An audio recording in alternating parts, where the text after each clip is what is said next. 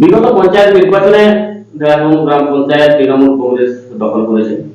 তার আগে পঞ্চায়েত বিজেপি দখল করলেও সেটা রাখতে পারেনি। বিজেপির কিছু সদস্যা তৃণমূলে যোগ দেওয়ার ফলে পঞ্চায়েতটা তৃণমূলের দখলে চলে এসেছিল। পরবর্তী ক্ষেত্রে একক সংখ্যাগরিষ্ঠতায় দেরাদুন গ্রাম পঞ্চায়েত দখল করেছে তৃণমূল কংগ্রেস। বিগত এই 1.5 বছর ধরে দেরাদুন অঞ্চলের মানে জনসেবামূলক কি কি কাজকর্ম আপনি লক্ষ্য করছেন? আপনি তো বিজেপির একজন জেলার নেতৃত্ব, কি লক্ষ্য করছেন? আমি তো সেরকম কিছুই বুঝতে পারছি না যে কোনো কাজ ভালোভাবে হচ্ছে। যা কিছু হচ্ছে সব গোপনে হচ্ছে। যেমন কিছুদিন আগে শুনলাম টিউবওয়েল এসেছিল, তো প্রতিটা ঘরে ঘরে কারো বাড়ির ভিতরে কারো ঘরের ভিতরে দেওয়া হয়েছে। এখনো পর্যন্ত কোনো লেখা হয়নি এগুলো সরকারি না বেসরকারি, সেটাও কিছু খবর পাইনি। বা আবার শুনছি যে টেন্ডার আসছে, কিন্তু ভিতরে ভিতরে টেন্ডার হচ্ছে, কেউ কিছু বুঝতেও পারছে না। আর যারা হয়তো চেষ্টা করছে যে পরে টেন্ডার আসতে গেলে আমরা চেষ্টা করব নিজেরা কাজ ধরার বা কাজ নেওয়ার, তারা পাচ্ছেও না, আমি বুঝতে পারছি বা শুনছি।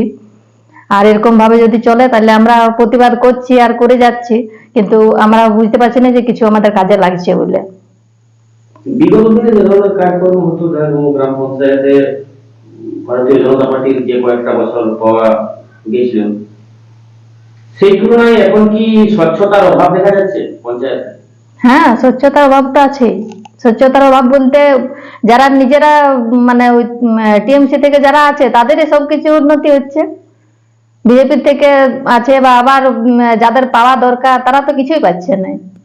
এমনও তো কিছু গরিব লোক আছে যাদের একটা তিরপলও পাওয়ার আশা নাই, এরকমও লোক আমাদের কাছে আসে বা ঘুরে যাচ্ছে, আর আমরা শুনতেও পাচ্ছি, কিন্তু আমাদের করার কিছু নাই। জনসেবা পাওয়ার ক্ষেত্রে কি পঞ্চায়েত সহযোগিতা করছে না মানুষকে?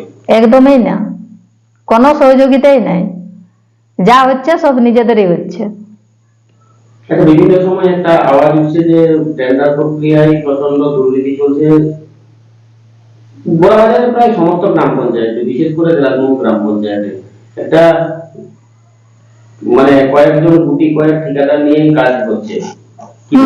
হ্যাঁ, সত্যি কথা। আমি তো কিছুদিন আগে এটার জন্য আরটিআই করেছিলাম, কিন্তু আমি কোনো রেজাল্ট পাইনি, এখনো পর্যন্ত কোনো জবাবও পাইনি এটা থেকে। আর যে টেন্ডার পাচ্ছে তারা ওই মানে যে আছে আমাদের ইয়ে আমাদের ঢেলাতবাম অঞ্চলের যে আমাদের প্রধান আছে তারই সামনাসামনি ক্লোজের কেউ হবে এরকম লোক ছাড়া টেন্ডারও পাচ্ছে না। আর বাইরের যারা কেউ আশা করে আছে যে আমরা টেন্ডারটা নেব, তাদেরকে জোর জবরদস্তি করে মানে ওটা তুলা করাচ্ছে। কেউ যদি ফিল আপও করছে সেটাও তুলা করাচ্ছে, তাদের পাওয়ার কোনো আশা নাই। হ্যাঁ, পার্টির চাপ, অবশ্যই পার্টির চাপ, না তুলবে কেন? কেউ কিছুটা করে তো কিছুটা আশা নিয়েই করে না যে আমি এটা কাজ করব, নিজের ইয়ে টেন্ডার নেব, নিজে কাজ করব, সেটার জন্যই করে। তাহলে তুলবে কেন সে? নিশ্চয়ই পার্টি থেকে চাপ দেওয়া হয় তবেই তুলে। এই যে আপনি মানে অভিযোগের সুরে বলছেন যে দুর্নীতি চলছে পঞ্চায়েতে, আপনার দলের পক্ষ থেকে এই বিষয়ে আপনারা কতখানি উদ্যোগ নিয়েছেন মানুষকে সচেতন করার এবং পঞ্চায়েতের বিরুদ্ধে লড়ার? কতখানি বলতে আমরা সবসময় উদ্যোগ নিয়েই আছি। এরপর আমাদেরকে আবার পথে নামতে হবে।